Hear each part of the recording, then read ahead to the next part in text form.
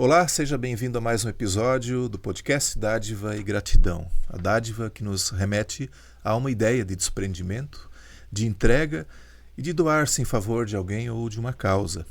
Na ciência, ela é considerada um modelo de ação social, onde são estabelecidas relações de liberdade, de obrigação, de interesse e desinteresse. E é uma explosão de sentimentos como generosidade, espontaneidade, alegria e gratidão. Aqui no podcast nós vamos conhecer organizações e movimentos aqui da nossa cidade e também da região, que atuam com alguma causa sempre visando o bem da coletividade. Eu vou fazer a minha audiodescrição. Eu sou o Loriberto, homem branco, cabelo bem curtinho, olhos claros, um cavanhaque mais ou menos grisalho e eu estou vestindo uma camisa polo na cor cinza. Quero convidar você para se inscrever no nosso canal no YouTube. Não deixe de curtir, compartilhar esse conteúdo. Convidar também para nos seguir no Instagram, no Facebook, nos acompanhar no Spotify em áudio e vídeo e também curtir lá os nossos cortes no TikTok. Agradecer aos patrocinadores, a Orplan Solutions, uma empresa de apoio às organizações, na gestão, no plano de captação de recursos, na elaboração de projetos, na captação de recursos, no acompanhamento da execução e também na prestação de contas. E também a Doar Digital, uma super plataforma para captar doações para sua organização. É um sistema inteligente, fácil, automático e totalmente digital. Gerencie seus doadores e doações. Você pode receber por Pix, boleto, cartão e também por depósito, de forma automatizada e economizando 80% do tempo nesse processo. Acesse doardigital.com.br e fale com o Kleber. Também os nossos apoiadores, Blumenau Social, um site que faz a ponte entre voluntários e organizações aqui de Blumenau. Para maiores informações, acesse blumenausocial.org. Também é o Empreenda SC, um movimento de empreendedor para empreendedor. Lá nós encontramos histórias, momentos e muita inspiração. É uma forma de se comunicar e aprender juntos. Você também encontra a Empreenda SC nas redes sociais. E no dia de hoje, nesse episódio 112, nós vamos ter conosco aqui a Cruz Azul do Brasil. Para isso eu recebo aqui o Rolf Hartmann, que é o presidente, a Cruz Azul que desde 95 já vem aí, na verdade um pouco antes a história começou, mas 95 então ela foi criada formalmente, uma entidade cristã interdenominacional que realiza seu trabalho por meio de programas de atendimento, prevenindo, tratando e apoiando pessoas atingidas direta e indiretamente pelo uso, abuso e dependência do álcool e outras drogas. Tem vários programas e a gente vai conhecer um pouquinho mais da Cruz Azul. Rolf, seja muito bem-vindo. Muito bom dia, Loriberto. Obrigado pelo convite. Eu sou Rolf Hartmann. Meu nome é um pouco difícil, descendente de alemão, mas é fácil, é flor de trás para frente. E sou branco, tenho cabelo grisalho, olhos azuis, estou vestindo uma camisa branca com o logotipo da Cruz Azul e tenho uma estatura mediana. E um prazer estar aqui nesse trabalho de dádiva e gratidão e de divulgação também dos trabalhos sociais e que visam acolher e atender pessoas. Que legal. Vamos começar do comecinho então, né? Sim. Cruz Azul, quando é que começou essa jornada e com quem e qual foi a motivação do início, né?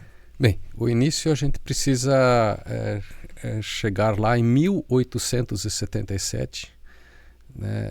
Então, o pastor Louis Lucien Rochat, ele viu a miséria que o álcool trazia na comunidade. Quando ele começou como pastor, logo na primeira semana ele teve que fazer o sepultamento de uma pessoa que morreu em decorrência do álcool e outras drogas. Ele viu que, além do trabalho de pregar do púlpito, ele precisava ter uma abordagem diferente para as pessoas dependentes naquela época do álcool. E as pessoas eram desprezadas. o preconceito ainda hoje é grande, né? Até que você nota que o problema está perto, então você começa a sentir isso mais de perto. E ele então se sentiu motivado a partir do amor cristão de ir ao encontro dessas pessoas. E em 1877, no dia 21 de setembro, ele reuniu, se eu não me engano, 165 pessoas, e desses quase 30 assumiram um compromisso de abstinência. E esse movimento então cresceu e se expandiu. Hoje está presente em mais de 36 países. Temos uma visão holística do ser humano.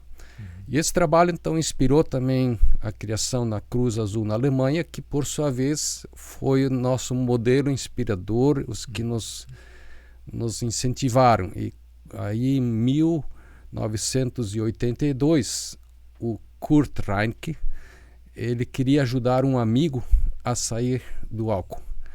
E aí ele lembrou da mãe dele, que fazia parte da Cruz Azul na Alemanha.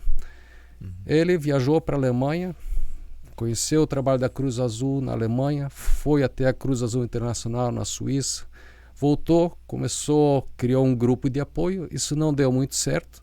E aí em 1983 ele criou na época a Sociedade Cruz Azul no Brasil, que era não apenas uma comunidade terapêutica, mas também era para ser o papel que hoje a Cruz Azul no Brasil, que eu presido,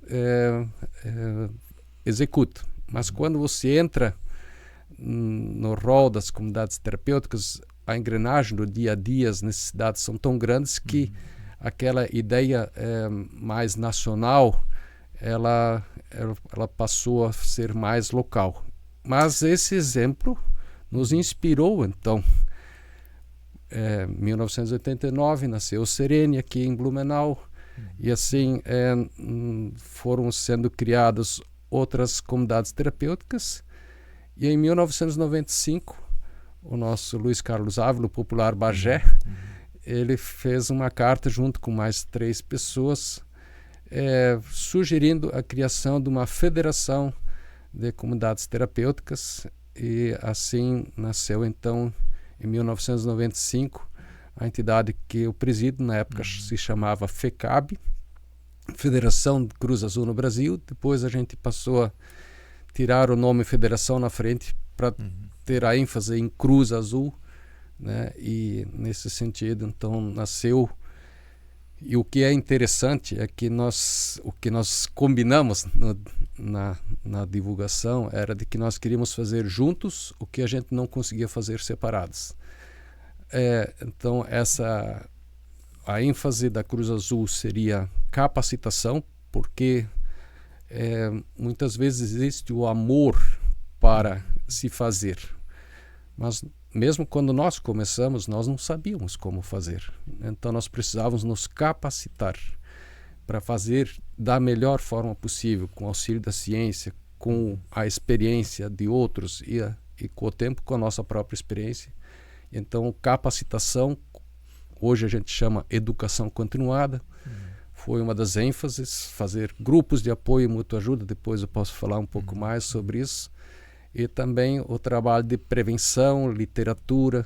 Então essa foi o inicial que nos motivou para criar essa união em torno do tema.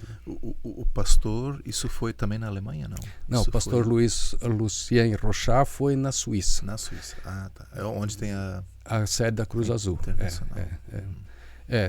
Foi assim algo que explodiu naquela época, e hoje fala-se muito, e nós somos hiper parceiros, digamos, nós valorizamos muito o trabalho dos alcoólicos anônimos, narcóticos anônimos. São trabalhos fundamentais, muito bonitos e eficientes mundo afora, né? Mas os primeiros grupos de apoio que visavam a abstinência, talvez que se tenha notícia, mas que não é muito divulgado, nasceram lá em 1877, porque basicamente eram grupos que se reuniam para se ajudar mutuamente para alcançar a moderação ou a abstinência.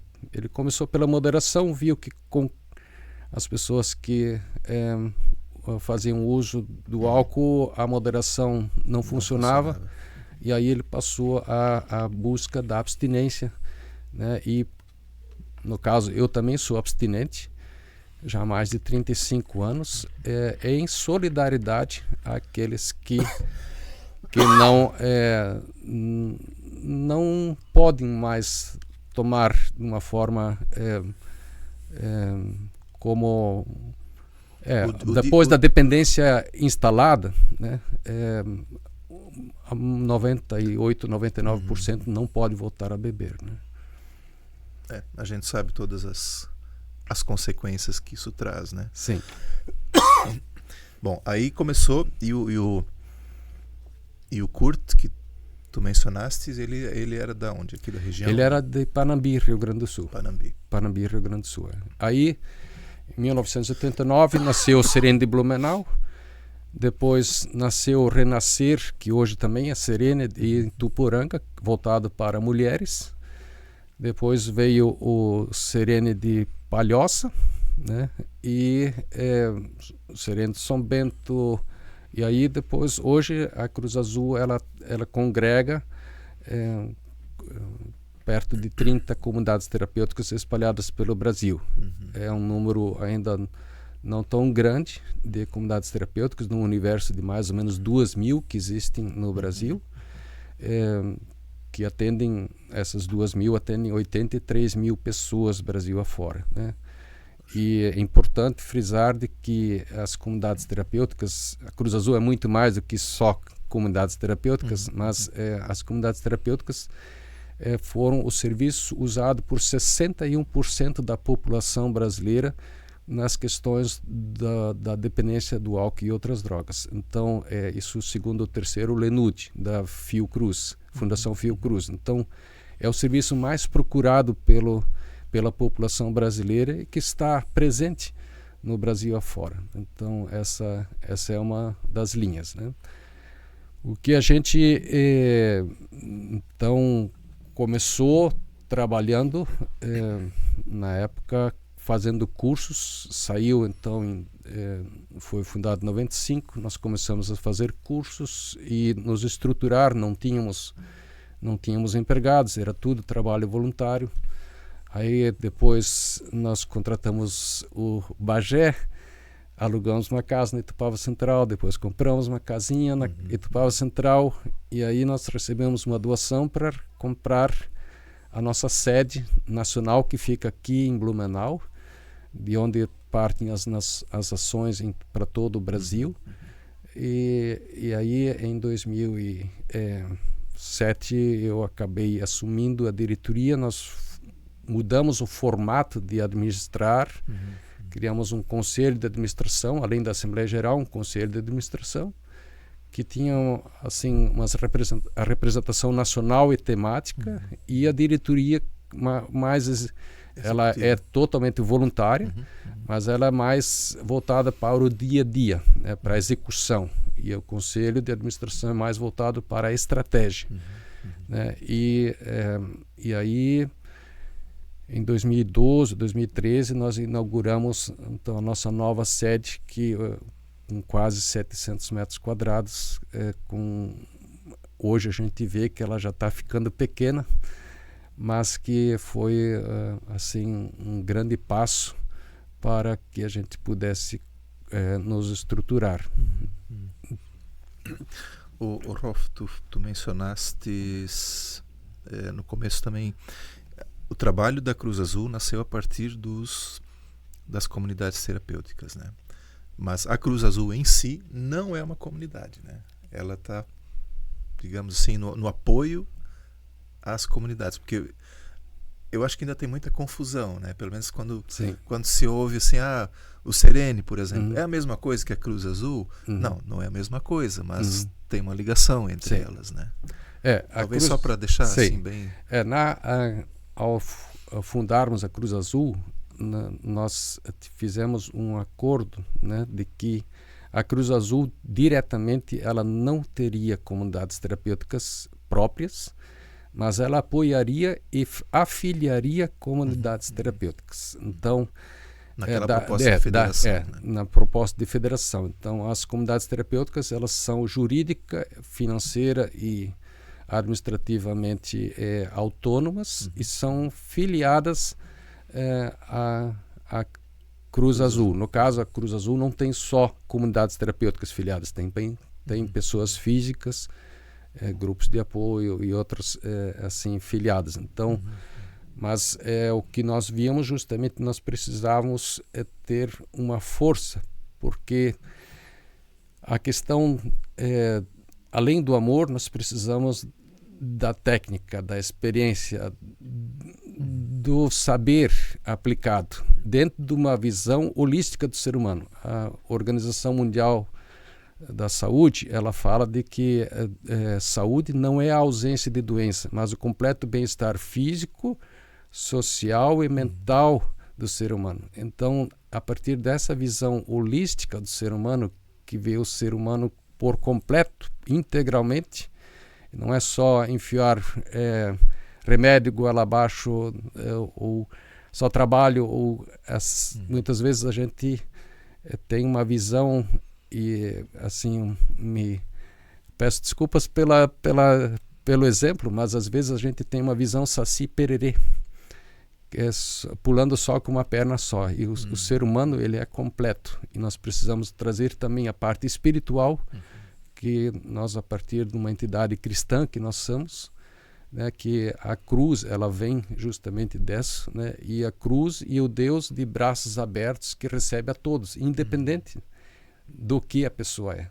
Não há distinção, precisa acolher a todos. E essa proposta de acolher a gente tem, e ela se materializa em diversos serviços que a gente tem. Então, como eu já falei, nós começamos fazendo cursos. Em 2001 saiu a RDC 101, que regulou pela primeira vez as comunidades terapêuticas, e precisávamos fazer as comunidades terapêuticas praticarem isso, porque tinha um ano para adequar. E aí teve um vácuo durante 11 anos praticamente. Tivemos já naquela época o Fórum Sul Brasileiro de Comunidades Terapêuticas de Dependência Química. Nós fizemos as cartas de Blumenau, onde já sonhávamos com a criação de uma confederação nacional de comunidades terapêuticas, e o fato que veio acontecer então em 2011, 2012, onde várias federações, a exemplo da Cruz Azul, né, se juntaram para fundar a Confenact, que é a Confederação Nacional de Comunidades Terapêuticas. Então, nossa atuação nas comunidades terapêuticas, pelas comunidades terapêuticas, para as pessoas terem o direito de optar por essa modalidade. Comunidade terapêutica é um serviço de acolhimento de dependentes do álcool e outras drogas, unicamente voluntário, né? Ele é extra-hospitalar, de demanda espontânea. Esse é um pouco o nome técnico, mas extra-hospitalar por quê? Porque os casos em que há comprometimentos biológicos ou psicológicos graves, que demandem uma atenção 24 horas por dia de uma equipe de saúde, de enfermagem, médico e outros, esses precisam ser tratados no hospital ou em clínicas médicas especializadas com equipe, ou de forma ambulatorial. Então, são serviços que não são conflitantes entre si, mas cada usuário ele precisa de possivelmente de todos esses serviços em algum momento da vida. Às vezes ele precisa até de mais de um equipamento ao mesmo tempo, e por isso que nós entendemos que as comunidades terapêuticas são um elo, e um elo importante, como eu disse, 61% da população busca esse serviço. Então, nesse caso, é um elo importante da rede de atenção às pessoas com dependência química. E a outra coisa que aí vem na esteira, que a gente talvez nem sabia tanto, naquela época, mas no Brasil a Cruz Azul nasceu a partir das comunidades terapêuticas. No mundo ela nasceu a partir dos grupos. E nós vimos que nós precisávamos fomentar os grupos de apoio e mútua ajuda. E é muito importante. Apoio porque você precisa apoiar, acolher as pessoas que estão com esse problema. E muitas vezes eu chamo os grupos de apoio e mútua ajuda como a porta de entrada de acolhimento, especialmente da família. Se você tem um dependente, né, se você tem um dependente do álcool ou outras drogas na sua família, procure um grupo de apoio, né, onde tiver um grupo de apoio do Cruz Azul, ou então, se não tiver um grupo de apoio Cruz Azul, procure um outro grupo de apoio, porque você, como família, você pode ser ajudado de uma forma de fortalecer como família, primeiramente, e depois ajudar o dependente. Então, os grupos de apoio são uma forma de tornar o processo de recuperação, o programa terapêutico deles ir para o êxito. E existem estatísticas no mundo que mostram que quando uma pessoa permanece num grupo de apoio, isso são estatísticas são feitas periodicamente na Alemanha, entre 70% e 80%, dependendo do ano, beirando 80% das pessoas que permanecem no grupo de apoio, elas ficam limpas ou secas, como a gente fala nessa linguagem popular, né? E dos 20% que recaem, a metade ela consegue se recuperar rapidamente e apenas 10% acaba ficando depois na droga. E tem um outro fator. E isso agora em dados brasileiros, já na própria rede Cruz Azul, onde que um levantamento feito numa comunidade terapêutica com aproximadamente 600 pessoas ao longo de 6 anos, viu que quando a família participava de um grupo de apoio, aos que eram acolhidos, mais de 60% concluía o programa terapêutico. Então esse é um número bem interessante, relevante. E um outro levantamento, existem outros, mas eu cito 2, feito com adolescentes, quando os pais participavam de terapia familiar ou de grupos de apoio, também ficava na faixa de 60% a conclusão do programa terapêutico. E ao lado contrário, quando os pais não se envolviam no processo, ficava em 2%. Então, sabe, a importância de você tratar a família como um todo.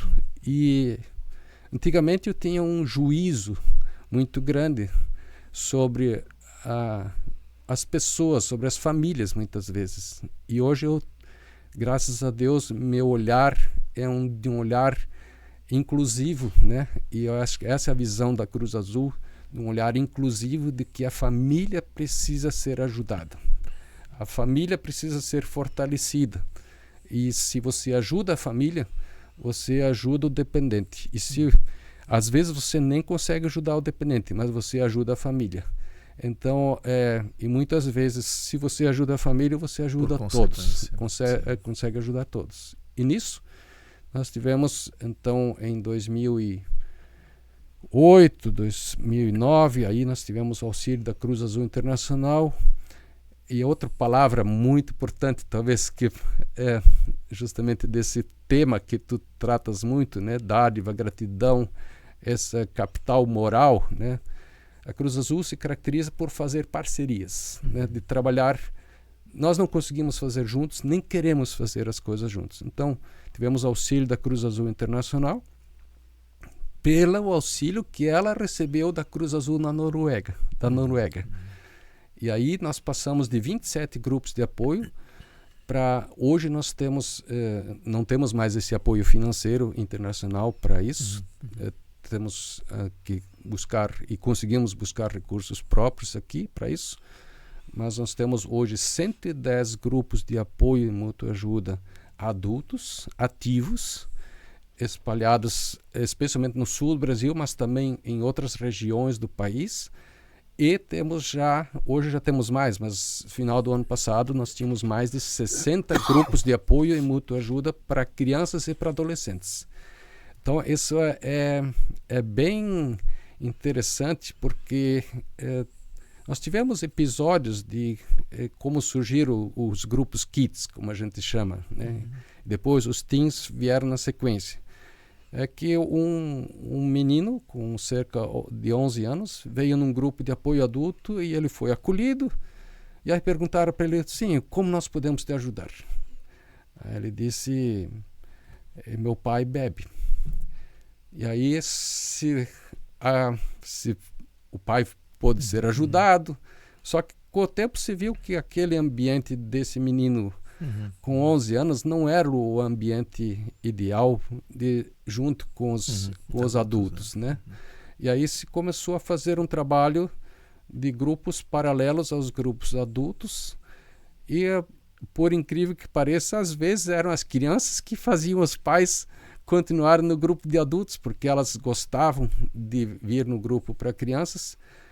E foi muito marcante os relatos que a gente recebeu, como o próprio semblante das crianças mudou, porque elas são as que mais percebem o problema na família. Então,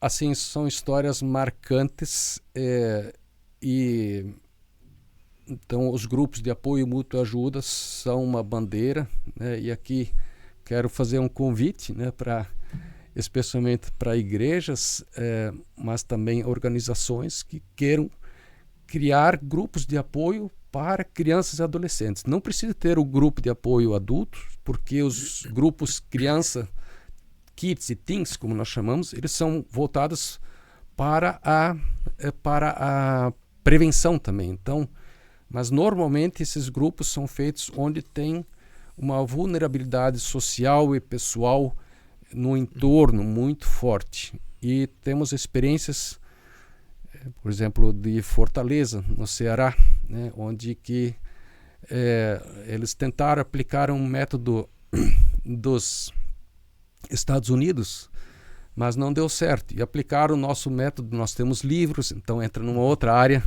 né, que já entrando numa coisa que a gente tem. Então nós temos livros sobre isso. Temos um livro para 52 episódios ou programas para kids. Depois a partir disso, então, dessa experiência lá em Fortaleza, eles chegaram para nós e disseram, olha, isso aqui funciona. Nós sabemos exatamente o que funciona e o que não funciona. E aí nos motivaram a escrever um segundo, que é a prevenção na prática. E assim nós estamos desenvolvendo uma série de literatura também para comunidades terapêuticas, para pessoas que trabalham com a dependência química, dos grupos de apoio. Nós temos livros para grupo de apoio adulto, nós temos para grupos de apoio para criança, para adolescentes. Então esse trabalho, especialmente para crianças e adolescentes, ele está assim expandindo muito rapidamente, porque ele pode ser instalado e é um auxílio complementar ao que as entidades ou igrejas já fazem. Então, aí já podemos ver, né? Nós vimos que as pessoas estavam na dependência, né? Primeiro era o dependente, aí vimos que precisava da família, depois nós vimos que precisava cuidar das crianças e adolescentes que estavam nesse contexto. E aí a gente se pergunta,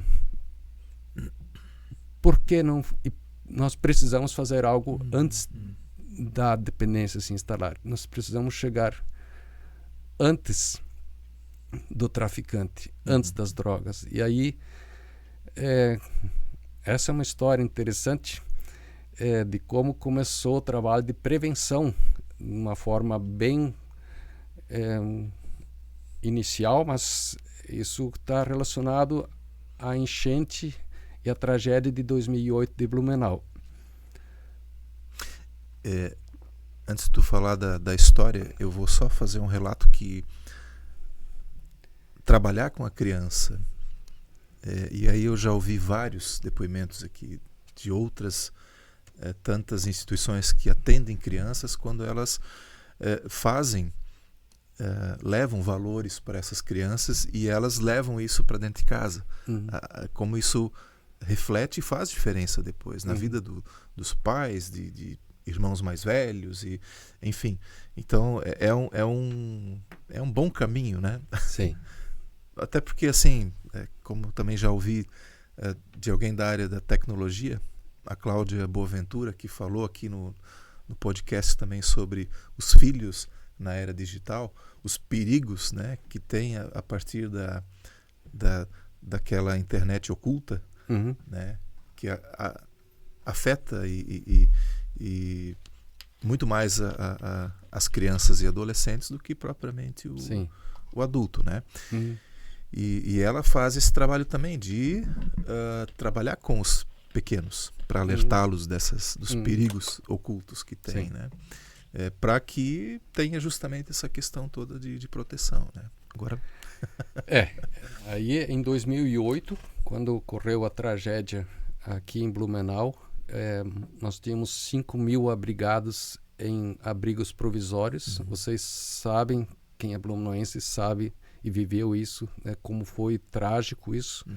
E tinha ali 700, 800 pessoas, às vezes divididos só por divisórias, morando junto. A grande maioria disso, ou grande parte dessas pessoas eram crianças. E aí, na época, o Mário me ligou: Rolf, eu preciso da tua ajuda para fazer alguma coisa, porque essas crianças não têm absolutamente nada.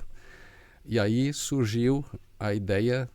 Nós colocamos parquezinhos para brincar e vinculamos essa ação com a prevenção. E isso, então, começou a ganhar corpo. A partir dos abrigos foi para os residenciais, foi para o serviço de assistência social, para as escolas, né? E então, incrível, sim. Também, tu és contador, eu sou contador e economista, então a parte econômica, se a gente pensar assim, naqueles que fazem gestão pública, né? Se você investe em tratamento, acolhimento, o retorno é 5 vezes o valor investido. Agora, se você investe em prevenção, o retorno é 10 vezes o valor investido. Quer dizer, de cada real investido, a sociedade como um todo economiza R$10. Então, isso depois a gente vai entrar no tema doação, provavelmente também, né? Cada real doado para a Cruz Azul que nós aplicamos, né? Acaba dando um retorno para a sociedade 10 vezes. Se você fosse aplicar isso numa bolsa de valores, sim, o retorno é muito grande. Lógico que isso é no longo prazo, né? Mas então nasceu essa parte da prevenção, que nos levou a hoje a nossa maior parte da nossa equipe ela é voltada para a área de prevenção. E eu queria destacar, nós temos vários projetos, né? Então nós temos projetos financiados pelo FIA, o Fundo da Infância e da Adolescência, onde cada um pode também deduzir o seu imposto de renda. Tu és um especialista nisso, né? E doar para o Fundo da Infância e da Adolescência, e disso então financiar projetos de prevenção. Nós temos vários projetos lá. Aí nós temos pelo FREMAD, que é o Fundo de Política sobre Drogas, onde nós temos prevenção. Nós também temos pela assistência social para fortalecimento de vínculos, justamente onde você trata crianças e adolescentes em situação de vulnerabilidade. Então, residenciais de grandes dificuldades, nossas equipes são muito bem recebidas, e também começou novamente, tentamos fazer trabalho com adultos, e quem estava lá eram as crianças. E depois os adultos é que chamavam, as crianças é que viabilizaram o trabalho com os adultos também. Então, nesse sentido, talvez algumas... que existe um certo constrangimento aos pais, né? Ao adulto, né? Em não participar. Poxa, mas meu filho que está convidando, meu sobrinho, enfim, né? Eles são impelidos, ainda que talvez até contra gosto, mas vão, né? Sim. Vão participar, né? Assim, esse trabalho, um trabalho que eu queria destacar foi o trabalho de prevenção escolar. Então, vocês sabem o que aconteceu aqui na creche, que daquele episódio que matou 4 crianças e feriu outras tantas, estava relacionado à droga, né? E, assim, dizendo bem claro para todos, né? A maconha, ela não é inofensiva. Ela é talvez a pior droga, talvez, porque ela pode causar episódios psíquicos tardios, 20, 30 anos depois, mesmo depois de deixar de usar.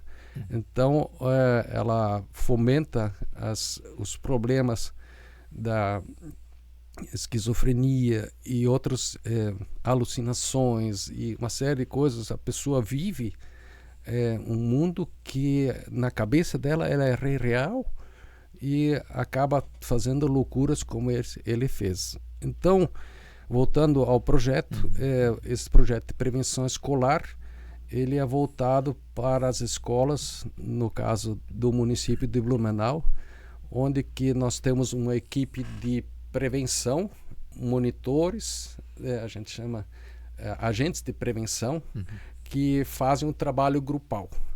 Depois temos psicólogo, assistente social, que fazem o trabalho de apoio, porque a própria município tem psicólogos e assistentes sociais, mas nós fazemos então esse trabalho de apoio, e aqueles casos que você não consegue tratar, no caso em grupo, até você pega mais no individual. Aí pega no individual, mas ainda precisa de uma coisa, de um tratamento mais especializado. Então, já vai para mais uma área que nós atuamos, que é o atendimento psicológico. Nós temos atendimento psicológico para adultos, para crianças e adolescentes, para a família. Então, nesse caso, se o problema é dos pais, então pode ter ajuda nesse atendimento psicológico, e lá se pode fazer uma triagem de encaminhamento para CAPS, ou para hospital, para uma comunidade terapêutica, para grupo de apoio. Então você, ou simplesmente só com aquele atendimento também tem soluções que muitas pessoas são ajudadas com esse atendimento assim. E para crianças e adolescentes, né? E agora, faz poucas semanas, a equipe relatou, né, de que um dia veio para esse atendimento psicológico um adolescente, um estudante, que ele estava planejando a matar os pais. Então, eu sei que a questão que nós até conversamos antes de começar aqui,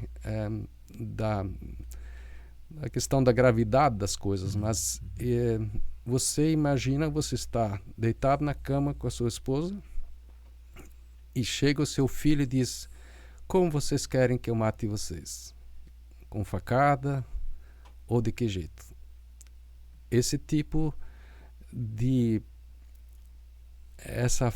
essas coisas são coisas reais, e essas crianças, adolescentes têm dores reais. Esses pais têm dores reais que precisam ser tratadas e podem ser tratadas e podem ser ajudadas, sabe? Eu queria passar essa mensagem de esperança para as pessoas, de não ficarem só para si com seus problemas, mas de buscarem ajuda. nós estamos aqui para ajudar. Não vamos conseguir ajudar tudo e todos, mas nós estamos dispostos a ajudar. Existe toda uma rede disposta a ajudar. Existem muitas pessoas querendo ajudar e há ajuda. Então, hoje esse estudante ele está com atendimento psiquiátrico, sabe? E aí é o conceito que eu bato na tecla, Loriberto. Nós somos um elo da rede. Somos um elo importante, sim. As comunidades terapêuticas são um elo importante, sim. Grupos de apoio e muita ajuda são um elo importante, sim. Mas nós temos que pensar como um todo, né? Existe o dependente e a questão da dependência, ela é tão complexa. Você não pode ter uma solução única e você não tem soluções que simplesmente você aplica no genérico e sempre tudo dá certo. Cada pessoa é individual. Lógico que a gente tem coisas que a gente sabe que são comuns, mas a partir dessas experiências, estudos científicos e percepções comuns que você tem, você precisa ir para o individual. Um outro caso de uma criança que o pai, dependência química, muitas vezes está aliada ao suicídio. 4 a 5 vezes maior o índice de suicídio nas famílias ou do dependente ou na própria família onde tem a dependência. Mas não precisa terminar nisso, entende?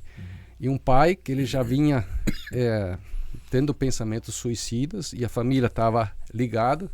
Um dia desse, o filho mais velho, ele sempre naquela de ter atenção de que está o pai, ele foi, acho que era no porão ou alguma coisa, ele pegou e o pai estava, no caso, numa tentativa de suicídio. Ele segurou o pai, gritou, e a filhinha desse pai e a irmã desse veio lá e experimentou todo esse episódio, né? Essa menina, ela não ia mais sozinha no banheiro, ela não ia mais sozinha lá no porão. E aí depois eles passaram a participar de um grupo de apoio em mútua ajuda. O pai foi para a comunidade terapêutica, eles participaram em grupo adultos, e depois de um ano, o relato que nós recebemos é assim: o grupo de apoio, não sei exatamente o horário, mas 19 horas, 18 horas, ela já dizia: nós temos que ir para o grupo de apoio, né? E essa criança voltou a sorrir. Ela novamente conseguiu superar isso, e ela não tinha mais aquele medo. Lógico que as marcas ficam, mas não precisa continuar com esse peso, essa marca. A marca vai ficar, mas não precisa mais ficar com esse peso e com essa opressão de estar preso nisso. Não, você pode superar isso com ajuda, e nesse sentido, então, os grupos de apoio, né, você faz grupo de apoio, você faz prevenção. Aí os casos que são mais complexos, eles vêm para o atendimento psicológico. De lá você faz um encaminhamento de acordo com a necessidade. E aí a gente volta para outras áreas que nós atendemos. Ô, Rolf, antes disso, tu falasse bastante da quantidade de grupos de apoio, né? Eu fico pensando, antes você já me revelou o número, né? Mas tem que ter um batalhão de pessoas aí em volta disso, né? Atuando frente a isso, né? Quer falar um pouquinho sobre esses números, né? Sim, nós temos na Cruz Azul cerca de 1.000 voluntários, né? No ano passado, cerca de 1.000 voluntários. Mais ou menos 800 deles estão liderando Brasil afora os nossos grupos de apoio e mútua ajuda, tanto adultos, criança e adolescente. Eles prestaram, os voluntários prestaram cerca de 70.000 horas no ano passado. Isso seria o equivalente mais ou menos há 40, nós fizemos uma conta, acho que 46, 47, pelo menos acima de 40 pessoas empregadas full time, ou período integral, né? Então nós temos hoje 32 pessoas, 33 pessoas assalariadas, contratadas pela CLT na Cruz Azul. Imagina, nós teríamos que ter outras 47 para fazer esse trabalho. Então, Só que com a questão de que elas não estariam tão pulverizadas, né? Tão pulverizadas. O que nós fazemos, e a nossa missão é ajudar os ajudadores. Sim. Muitos não gostam desse termo, mas eu gosto do empoderar, no sentido de dar instrumentos. Eu gosto do termo resource center, um centro de recursos. E quando a gente fala em recursos, todo mundo pensa em dinheiro. Não. As pessoas precisam, além do amor, tem muita gente querendo ajudar. As pessoas precisam saber como lidar com a dependência química. E então nós fazemos treinamentos para que esses grupos, essas lideranças que queiram formar grupos ou utilizar as técnicas que nós temos para serviços existentes. Nós temos diversos serviços que utilizam isso. E é incrível, assim, o que sai disso, porque muitas vezes, também é um outro tema, eu estou fugindo um pouquinho, mas eu já volto, é que as coisas vêm à mente, assim, pelas técnicas dos nossos trabalhos, muitas vezes são descobertos também problemas de abuso, abuso físico e outras formas de abuso a crianças e adolescentes. Então, com isso você pode utilizar, por exemplo, num serviço de atendimento integral numa escola, você poderia no contraturno utilizar nossa técnica de prevenção na prática, e você poderia estar cuidando disso. Muitas vezes fazer prevenção não é falar sobre a droga, é preparar para a vida, fortalecer os fatores de proteção. A família é o grande fator de proteção. A espiritualidade é grande fator de proteção, né? E fortalecer a criança para que ela possa dizer não às drogas, que ela possa ver as coisas boas e belas da vida e aproveitar os riscos vão estar aí. Ela vai ser colocada diante das situações. E mesmo em ambientes favoráveis ao uso da droga ou do álcool, álcool também é droga, mas álcool e outras drogas, as pessoas, crianças, adolescentes podem ter um futuro diferente, eles podem optar diferente. Então, essa questão é muito grande. Voltando para os voluntários. Antes dos voluntários. Sim. A questão de você dar essa oportunidade para a criança, muitas vezes, é você mostrar que esse não é o único caminho que tem. Né? Porque elas acabam se espelhando no que os pais fazem. Sim. Né? E quando tem esse apoio, essa possibilidade diferente, tu podes justamente mostrar que tem outra forma também. Né? Sim, e eu sei que agora eu vou pular novamente, mas quando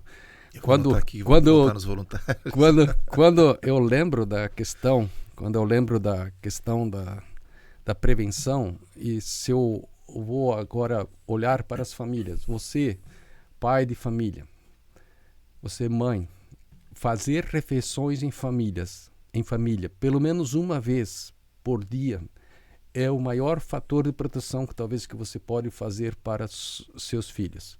E no fundo, você vai estar ajudando a você mesmo. Especialmente, eu sou homem, falo para os homens aqui. Homens, vocês são importante referência para seus filhos. Né? É importante você não delegar tudo para a mãe. Você precisa estar envolvido no processo de educação e de referência aos seus filhos. E palavras convencem, mas exemplos arrastam. Então, fazer refeição em família, eu sei que isso eu repito em muitos lugares onde eu vou, mas ele traz melhor rendimento escolar, menos pensamentos suicídios, menos automutilação, menos propensão à violência, menos falta à aula, que também é um fator que leva às drogas, menos uso e consumo de álcool e outras drogas. Então, ele traz uma saúde até física, emocional, e aqui eu falo novamente para os pais, né? Os filhos, normalmente, de manhã cedo, eles estão mais quietos. Ao meio-dia eles já estão mais falantes, mas à noite eles expressam o que eles vivenciaram no dia. E eles dizem ou não dizem, mas eles expressam o que eles vivenciaram. E se a gente tiver um olhar presente, né, de deixar o celular do lado, a televisão desligada durante as refeições, fazer uma comida simples, mas fazer juntos. Então a criança está quieta, isso também diz alguma coisa. Se ela está falante e eu presto atenção nos detalhes, eu posso interagir. Pelo menos, no mínimo, eu vou saber o que ela vivenciou, né? E nesse momento também os filhos olham para os pais, né? E eu queria incentivar a todos realmente a fazer de refeição em família o momento mais legal do dia. Se você puder fazer 3 refeições, melhor, mas faça pelo menos uma, especialmente se possível à noite. Então são coisas práticas. Muitas vezes as pessoas perguntam o que podemos fazer, né? E que era uma coisa corriqueira na nossa época de moleque, né? Sim, sim. E que se perdeu por N razões. Por N razões, né? A questão dos voluntários, então, para nós como Cruz Azul, nossa missão é treinar muitas pessoas, Brasil afora, para que elas possam... uns vão fazer grupos de apoio, outros simplesmente querem tomar conhecimento, outros são profissionais do dia a dia. Nós queremos ajudar. Nós também temos cursos online, nós temos cursos EAD, né? Nós temos livros aí bem voltados para os pais, ou para famílias, né? Histórias de superação. Existem diversas formas de ajudar. Então, além de ajudar as pessoas que trabalham, também temos essa questão para as famílias, né? E também temos uma espécie de gibi para as crianças e adolescentes. Temos também gravado especialmente para os pais. Então, a oferta nesse sentido é muito grande. E se você olha tudo isso, Loriberto, né, e os que nos assistem, você olha assim, nós não podemos fazer sozinhos. Nós precisamos de políticas públicas voltadas para isso. E isso fez com que a Cruz Azul participasse e participe ativamente na construção de políticas públicas, seja no nível municipal, participando de diversos conselhos, direito da criança e do adolescente, assistência social, saúde, políticas sobre drogas, enfim, em nível estadual, em nível nacional. Então, nesse sentido, em 2011, né, eu já me referi antes, a CONFENACT, Confederação Nacional de Comunidades Terapêuticas, nós nos reunimos com outras federações de comunidades terapêuticas e passamos a trabalhar a temática comunidade terapêutica, porque é um serviço que existe há mais de 55 anos no Brasil hoje. Mais de 55 anos no Brasil hoje e muito mais tempo no mundo. É um serviço com eficiência comprovada. não trouxe os dados específicos agora, mas tem eficiência comprovada cientificamente, tanto no mundo como no Brasil. Mas precisa estar regulado pela lei. Então, a primeira coisa que nós buscamos é criar a regulamentação pela lei. Isso foi conseguido pela Lei 13.840, cuja discussão nós entramos em 2011. Ela foi aprovada em 2019. Então, você vê, e aí, novamente, o trabalho voluntário, nisso eu também estou bastante envolvido. Existe muita doação das pessoas para fazer esse trabalho. Então, durante 4 mandatos legislativos diferentes, isso estava em discussão. Durante 4 governos distintos, isso estava em discussão, foi aprovado e de diferentes matizes ideológicas, político-partidárias, né? Então, exceto assim, os mais extremistas, por exemplo, a Lei Complementar 187, que trata do certificado de entidade beneficente, que incluiu as comunidades terapêuticas, entidades de prevenção, grupos de apoio, mútua ajuda, reinserção social, nesse certificado que permite ter também a isenção, a imunidade das contribuições para a Previdência Social e também de outros tributos, nós tivemos aprovação por unanimidade no Senado. Unanimidade. Nenhum voto contrário. Isso é algo inédito. Que revela muito da importância. Né? Da importância. E na Câmara dos Deputados nós tivemos 400... Eu não sei agora certo se são 417, mais de 400 votos favoráveis e só 23 contrários. Então, revela também um apoio maciço, um reconhecimento disso. Então, nós precisávamos ter na lei, o reconhecimento nas leis. Nós hoje já temos diversas leis que nos incluíram. Aí nasceu a necessidade de ter uma regulamentação também, porque em 2011, então, nasceu a RDC 101 da Anvisa. Ela foi substituída pela 29 de 2011 e simplificou um pouco para a gente abranger o nível de Brasil. As diferenças no Brasil são muito grandes, então precisava abarcar de uma forma que pudesse abranger o Brasil como um todo, não apenas os locais mais desenvolvidos. E aí, em 2014, iniciou um grupo de trabalho dentro do Conselho Nacional de Política sobre Drogas, que durante 1 ano, 3 meses, 1 ano e 4 meses, discutiu, e aí foi aprovado, a gente chama de um marco regulatório das comunidades terapêuticas, que regulamentou isso em termos do sistema da política nacional sobre drogas, isso, como funciona, quais os direitos do acolhido, quais os deveres da casa. Isso também permite que as comunidades terapêuticas sejam financiadas com verbas públicas, porque o ente financiador, ele também vai ter um plano de fiscalização.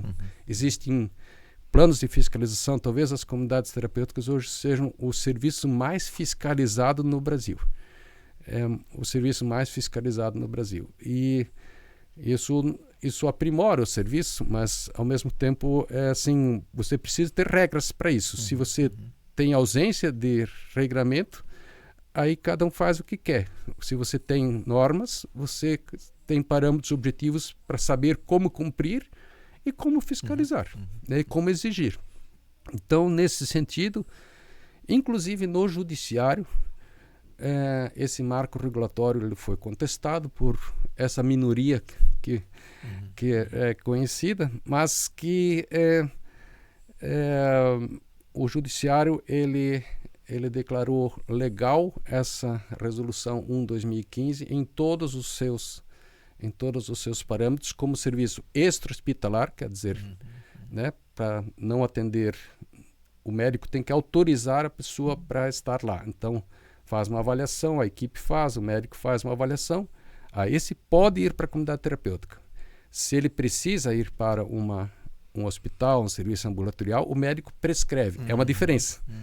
Ele prescreve para o tratamento e autoriza o acolhimento. Então, isso foi reconhecido pela Justiça Federal, já está com trânsito em julgado, diz que está de acordo com a lei antimanicomial. Então, essa coisa de chamar a comunidade terapêutica de manicômio, ela está sacramentado pela lei, reconhecido de que é um serviço voluntário, você aceita, só atende voluntariamente e permanece voluntariamente. Então, reconhecimento judicial. E, além disso, nós trabalhamos também muito forte na política sobre drogas. Então, o decreto 9761, que trata da política nacional sobre drogas, ela teve participação direta nossa na construção dela, e ela tem hoje, na época foi solicitado, coloquem as melhores técnicas e princípios de prevenção sobre dependência química, uso abusivo e dependência do álcool ou outras drogas nesse decreto. Então, ele realmente é bastante amplo, e o que a gente sente é diferente de Blumenau, que hoje é referência em prevenção. No Brasil, praticamente não se investe em prevenção. Então, esse ainda é quando tu me convidaste, tu escreveste quais as dificuldades, né? Então, uma das dificuldades é a gente conseguir fazer a sociedade e os governos fazer da prevenção realmente um instrumento. E se você não investe, não adianta só chegar a bater nas costas e dizer você faz um bom trabalho. Nós somos formiguinhas, nós precisamos ter um Brasil com 5.000 municípios. Você tem nem 5 milhões de orçamento para o país para prevenção. Nem 5 milhões. Entende? Blumenau, só Blumenau investe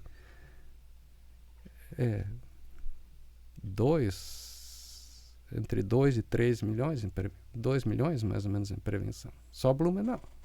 Então, vamos fazer a comparação, né?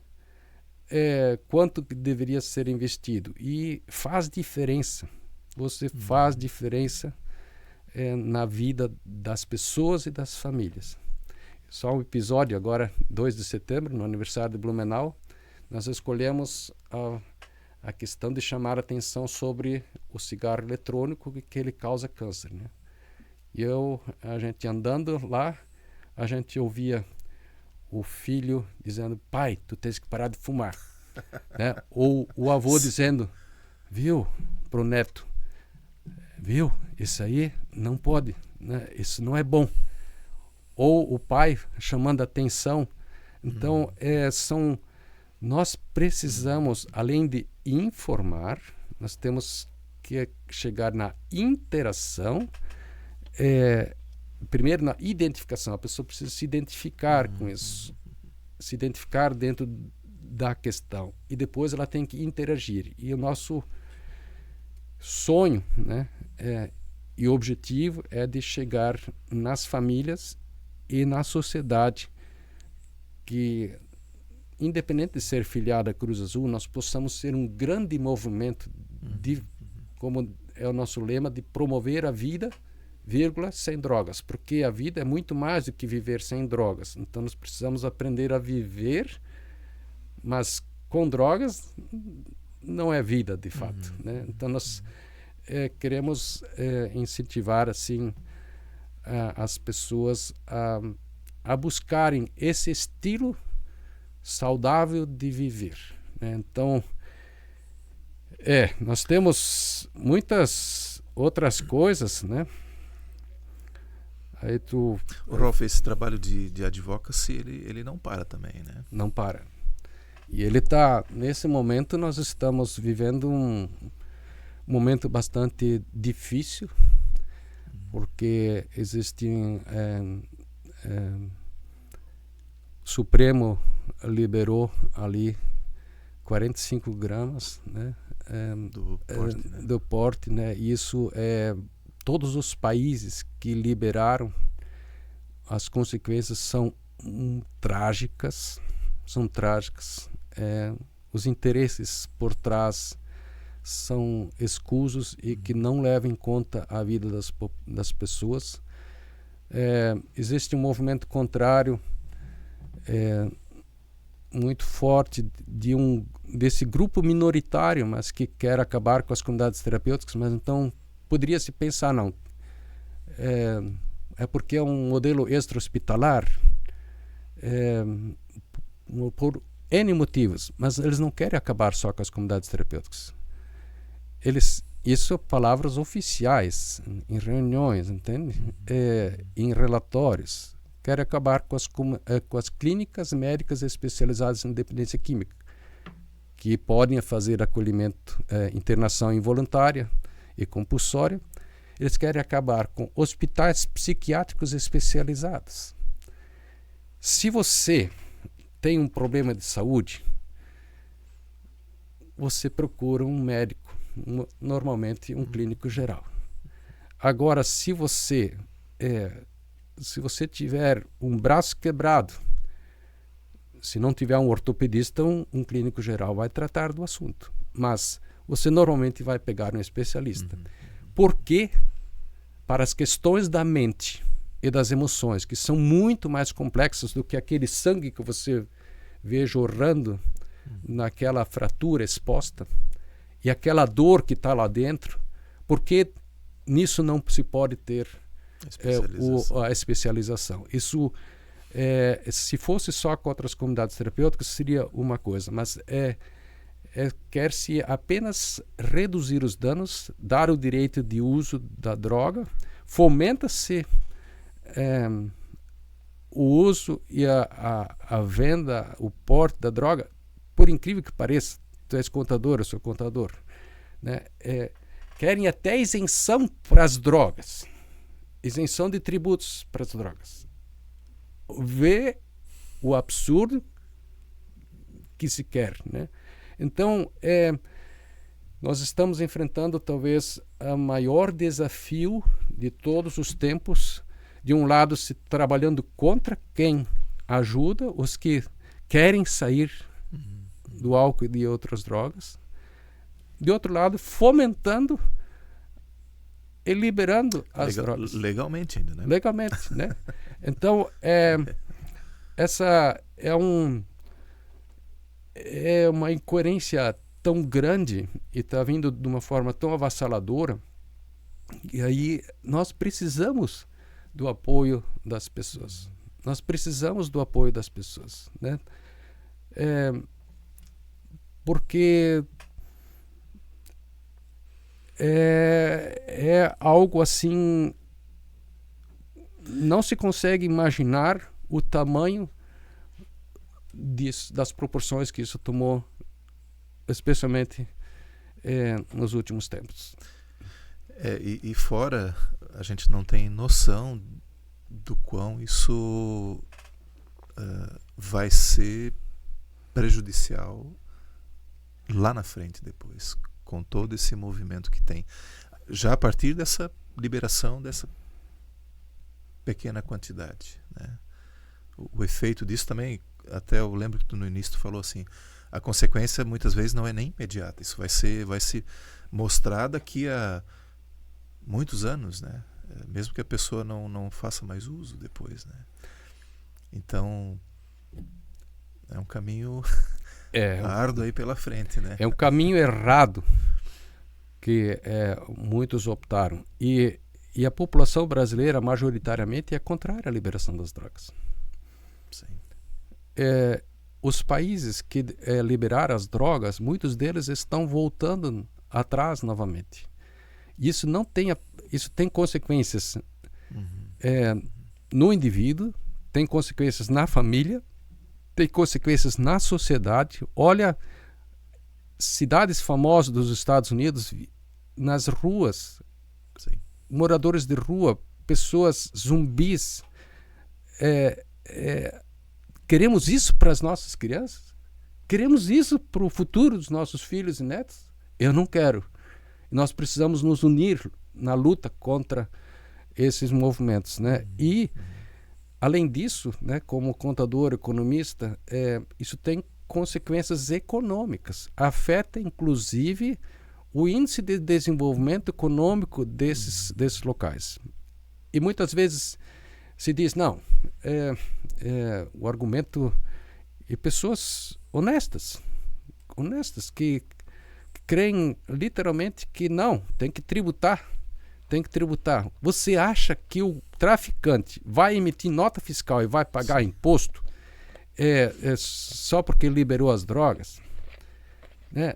E essa é a questão que nós temos que partir. A lei diz, e os princípios mundiais dizem, e a Política Nacional sobre Droga diz que nós devemos nos basear em estudos e evidências científicas. O fato é que onde foi liberado, houve aumento do consumo. Não houve diminuição do tráfico. A potência das drogas vendidas fora do oficial, ela ficou muito mais potente, com efeito muito mais devastador.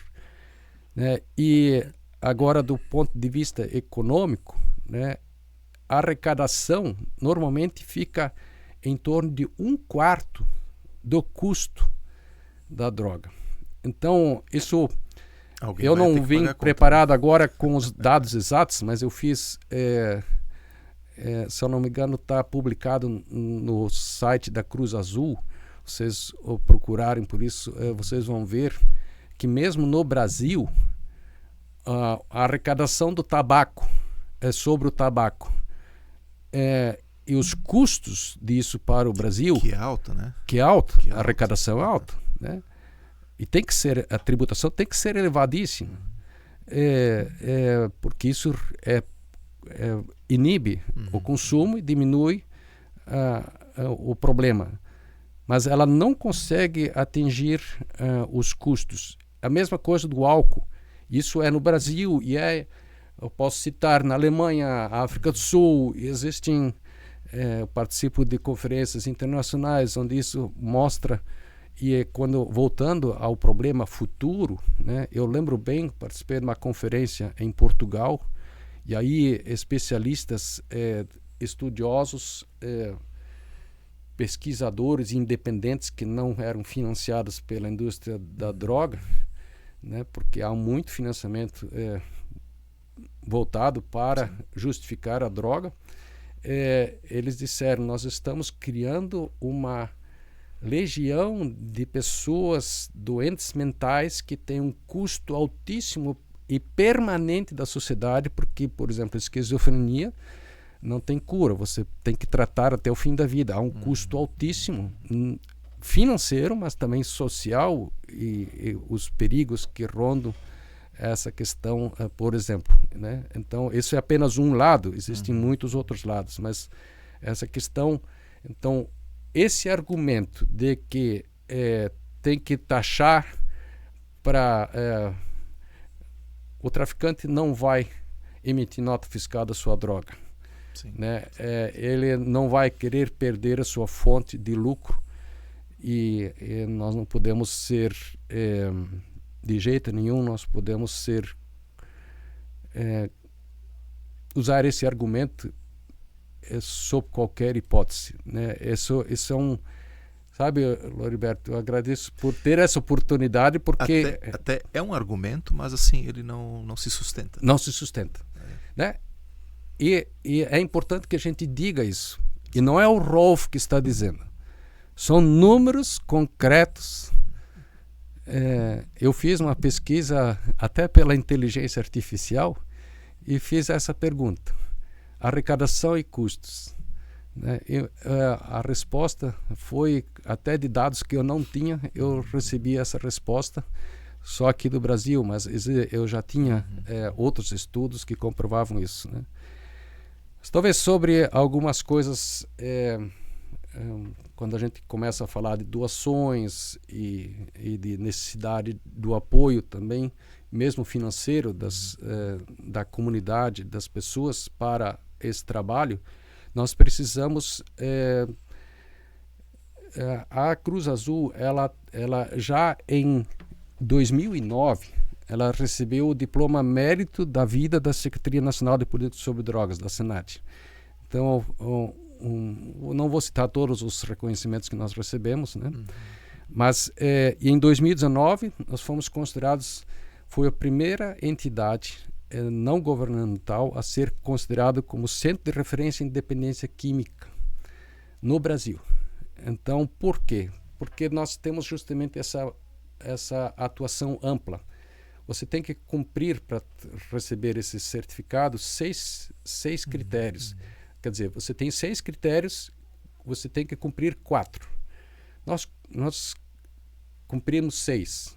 5 completamente e uma também já cumprimos, mas ainda temos muito a desenvolver. Mas 5 nós completamos completamente. Então, além disso, nós tivemos reconhecimento como certificado de empresa cidadã. Na verdade, não é apenas para empresas, também é para organizações sem fins lucrativos, pelo CRC do Rio de Janeiro. Então, nós já por 3 anos nós recebemos a certificação como reconhecimento com base em critérios que promovem a qualidade e transparência de suas informações contábeis, socioambientais. Quer dizer, não é apenas contábil. E para ter uma ideia da seriedade disso aqui, dessa avaliação para receber esse certificado, são empresas listadas em bolsa de valores com altíssimo grau de auditoria. Nós somos auditados também, né? Nós recebemos também certificado de responsabilidade social da Assembleia Legislativa, temos utilidade pública estadual, utilidade pública municipal, temos o certificado de entidade beneficente. Né?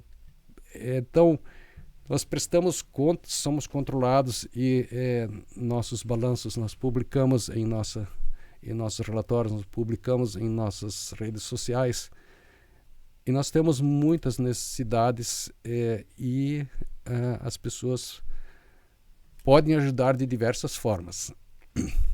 Isso é importante, né? Era uma das perguntas, claro que estava no nosso roteiro, que não poderíamos deixar de abordar, que é justamente, né, de que forma as pessoas podem ajudar. Tu trazes aqui a questão, obviamente, a questão financeira, mas também vai muito além disso, né? Voluntários também são bem-vindos, né? Sim. Mas voltando na parte financeira, né? Como que a pessoa acessa a Cruz Azul para, né, dizer, olha, eu quero ajudar, como é que eu faço? Se você for no site da Cruz Azul, tem lá uma área como doar, ou lá você tem as diversas formas que pode ser colaborar com a Cruz Azul, né? Uma das coisas que eu enfatizo muito é a necessidade de recursos livres, é aquela doação da pessoa física, da pessoa jurídica, porque os projetos nós temos aporte de recursos públicos, mas você não consegue os recursos públicos que gostaria. Não é, desculpa, eu me expressei mal. Você tem restrição de uso. E você não consegue cobrir todos os custos. Sim. Então, quanto mais a gente faz, mais necessidade de recursos livres nós temos, porque existem sempre algumas despesas que não estavam previstas no projeto. Que nem cabe muitas vezes. Há uma discordância na forma e que de repente você não consegue cobrir 13º. São tantas regras que você às vezes na prática é assim. Quanto mais você executa com verba pública, mais verba livre você precisa para cobrir aquilo que você precisa complementar, que não é coberto por esses projetos. E tem trabalhos, por exemplo, a maior parte do trabalho de grupos de apoio, e aí voltando para essa questão dos voluntários, né? Se os nossos grupos de apoio, nada contra ter pessoas assalariadas liderando grupos de apoio, nada contra, pelo contrário, né? Mas a grande maioria dos nossos grupos de apoio, eles são liderados por pessoas voluntárias. Então, Brasil afora, nós temos 1.000 pessoas, 800 só na área de grupos de apoio, hoje já são mais. Então, a gente precisa da parte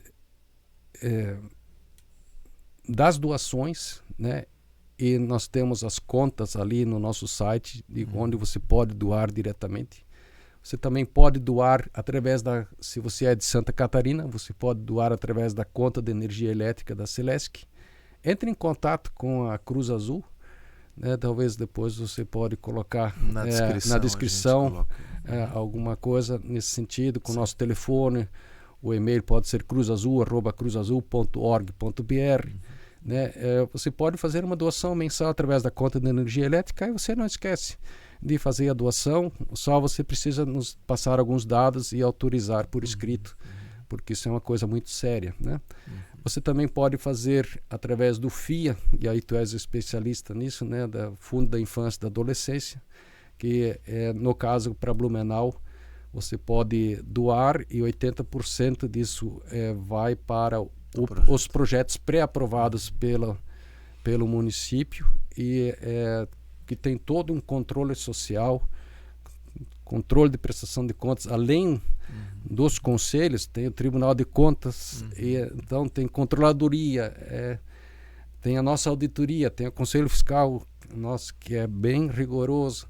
Então, são formas, se você quer doar através de cartão de crédito, nós temos essa possibilidade, podemos fazer através de boletos. E eu quero dizer assim mais, para quem crê como eu, pode orar também, né, por nossas atividades. Nós temos, não é fácil fazer o trabalho que nós fazemos, nem todos aguentam fazer esse trabalho. Eu contei aquele caso daquele menino que planejava matar os seus pais, né? São casos muito pesados e precisa os nossos tanto profissionais quanto voluntários que também fazem trabalho profissional, né?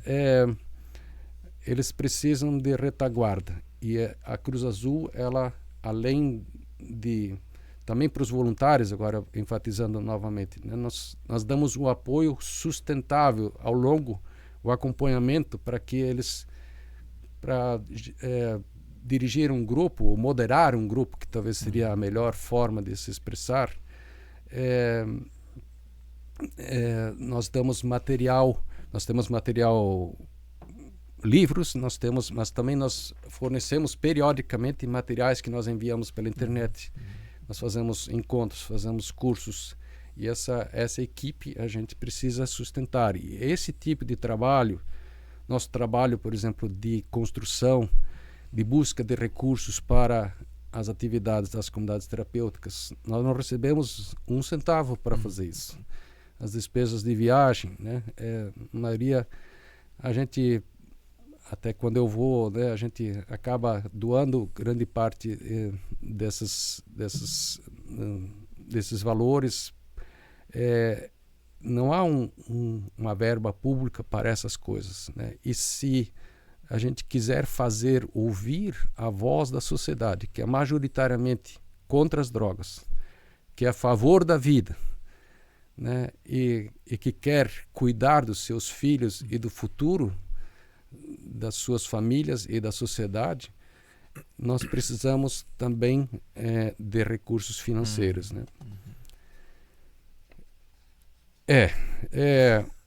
As nossas dificuldades, uma das dificuldades é justamente de a gente ter recursos financeiros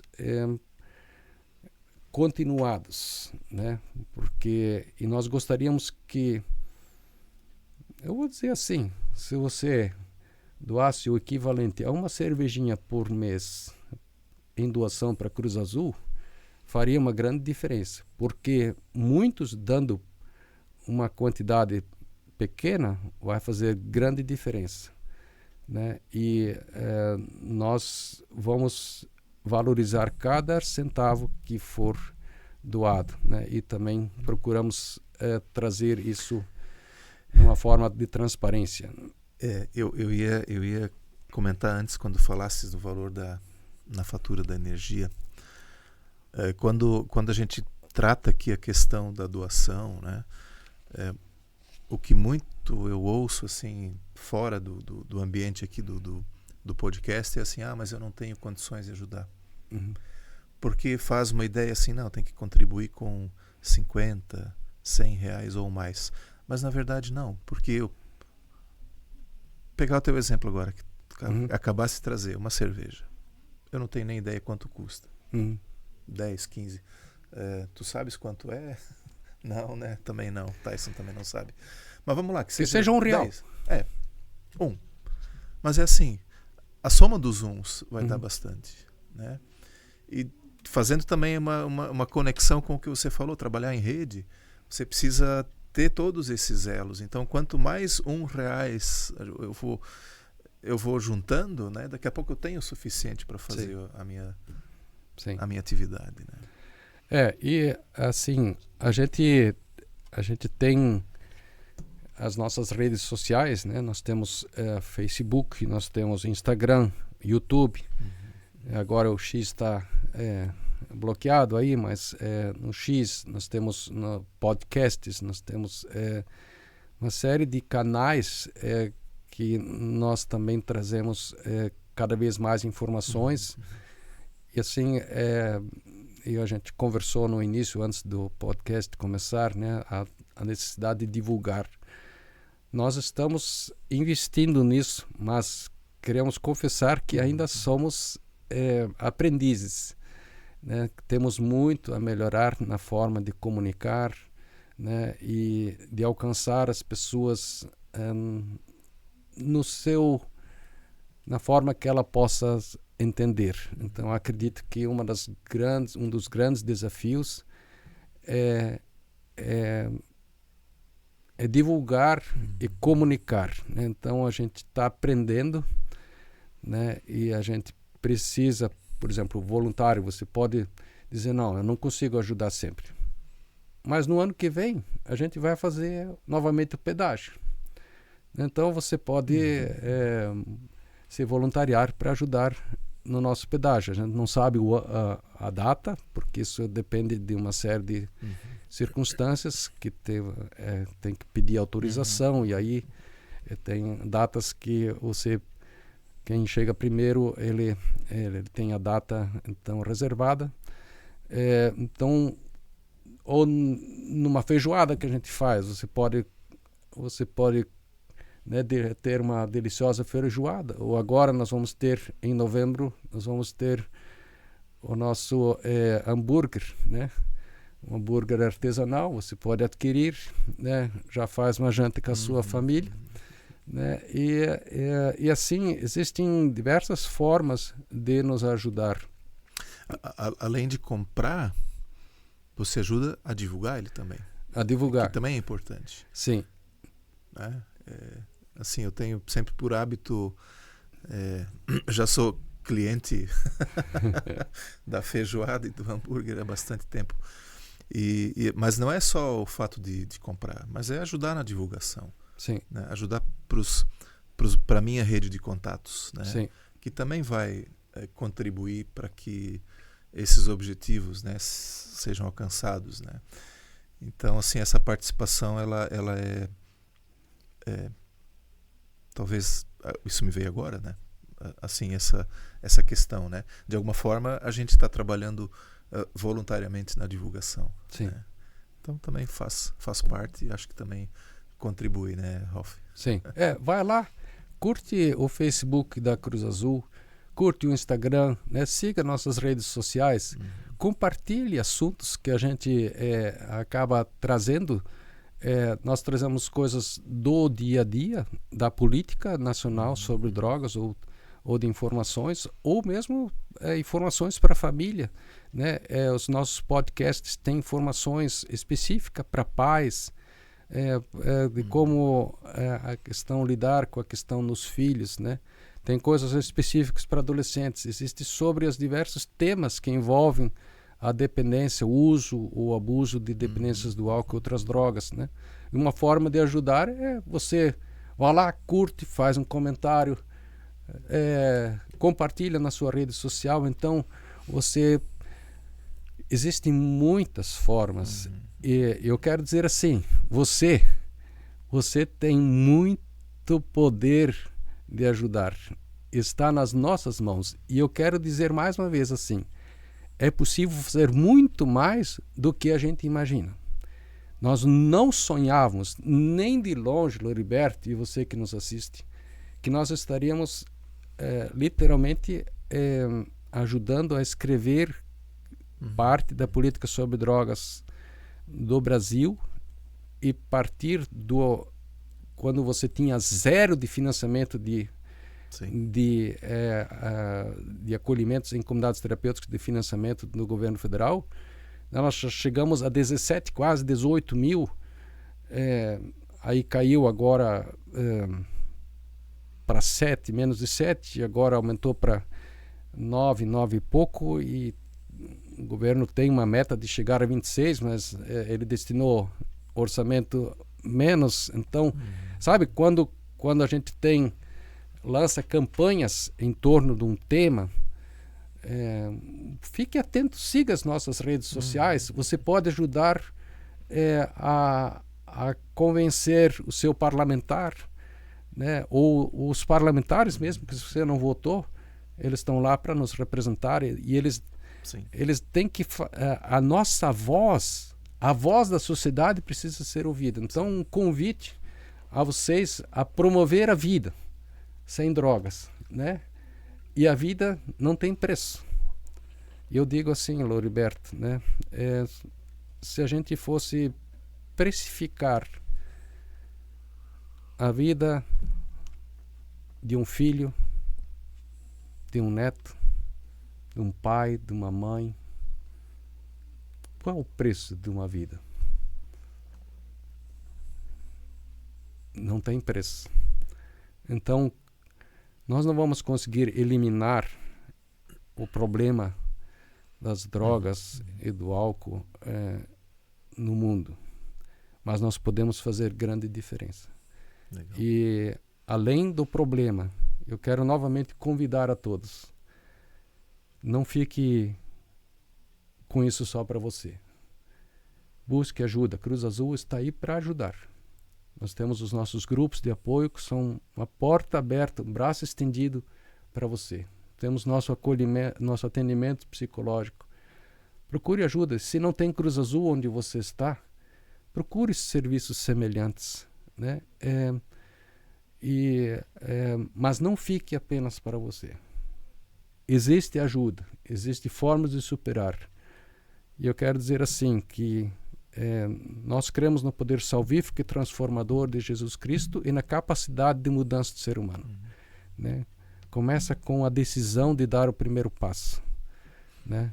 E dando o primeiro passo é possível superar. E nesse sentido também agradeço aí por essa oportunidade, né? E até lançando o desafio já, né? Existem talvez até temas que poderiam ser aprofundados, por exemplo, grupo de apoio, mútua ajuda, para o pessoal entender melhor, e talvez convidar alguém da equipe que poderia um dia trazer com mais propriedade sobre esse, e aí o tema voluntariado entraria muito, e a família, né, entraria bastante, e a prevenção e outros temas a gente tem está aí à disposição Legal. de você e de você, da sociedade. Que está aí nos acompanhando. Sim. Rolf, muito obrigado. A tua palavra final ali, ela encaixou, porque eu sempre peço para deixar uma mensagem final e você já fez, e com muita propriedade, né, esse convite também para que quem passa por uma situação, para não ficar com isso só para si, mas buscar ajuda, né? E a gente já vai fazendo também um encaminhamento para o fechamento aqui. Todo mundo que vem no podcast, a instituição, né, ela ganha uma pequena lembrancinha, tá, um mousepad aí para lembrar desse momento que a gente teve aqui. E eu vou anotar aqui a questão de trazer, porque um grupo de apoio, ele acaba sendo o que a gente chama, o que eu tenho aqui como um movimento. Né? Nós temos as organizações que a gente apresenta, mas tem muita gente que faz trabalho voluntário como movimento. Sim. Se junta, vão fazendo alguma coisa. Tivemos vários episódios aqui assim. Né? E com certeza um grupo de apoio ele se encaixa perfeitamente nessa situação também. Sim. Né? Trazer pessoas para compartilhar essa experiência, para motivar outros a fazer. Sim. Então, te agradeço aí também por esse espaço na tua agenda, né? Que eu sei que ela é bem concorrida também, né? Mas é um prazer a gente tocar aí sobre, né, toda a abrangência que a Cruz Azul tem aí nas suas atividades, seus desafios também, e o que ainda virá pela frente. Obrigado. Muito obrigado. Legal. E para você que nos acompanhou até aqui, não deixe de se inscrever no canal, curtir, compartilhar, comentar também, e a gente se vê no próximo.